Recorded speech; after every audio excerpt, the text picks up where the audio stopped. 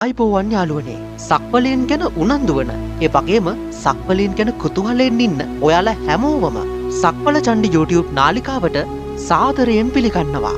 ඔන්න අද වීඩියෝ එකෙන් අපි කතා කරන්නේ ගුවන් යානයක් පසුපස පන්නපු පියාඹන පීරිසියක් ගැන. ආරාධනා කරනවා ඔයාලා හැමෝටම රැඳෙන්න මේ වීඩියෝවේ අවසාන තත්පරය දක්වා.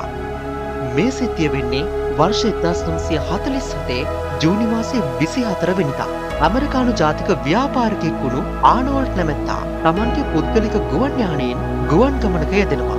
ගුවන් ගමන ආරම්භ කර මත තුරක් ගමන් කරමින් සිටියදී ඇමරිකාවේ ප්‍රසිද්ධ කඳුවැටියක් වන රේනර් කඳුවැටියට ඉහළින් මේ ගුවන් යානය පියාසර කරනවා. මේ අවස්ථාවේදී ආනෝල්ඩ්ගේ ගුවන් යානයට කිසියම් අමුත්තක් පැනෙන්න පටන් ගන්නවා. මේ ප්‍රදේශයේ කාලගුණය එකපාරම වෙනස් වෙන්න පටන් ගත්තා. රේනර් කඳුවැටිය පසු කරමින් යන යානයේ කවුලුවකින් එළිය බැලූ ව්‍යාපාරික ආනෝල්ඩ් ඇස් අදහාගත නොහැකි දෙයක් දැක ගන්නට ලැබුණා. පියාඹන පීරිසි දෙවියනි, ඔහු මවිතයට පත් වුණා. ඔහු ඉතා සුපරීක්ෂාකාරීව ඒ දෙස හොඳින් බලා හිඳිද්දී වේගයෙන් පියාසර කළ ඒ යානා මොහොතකින් නොපෙනී ගියා.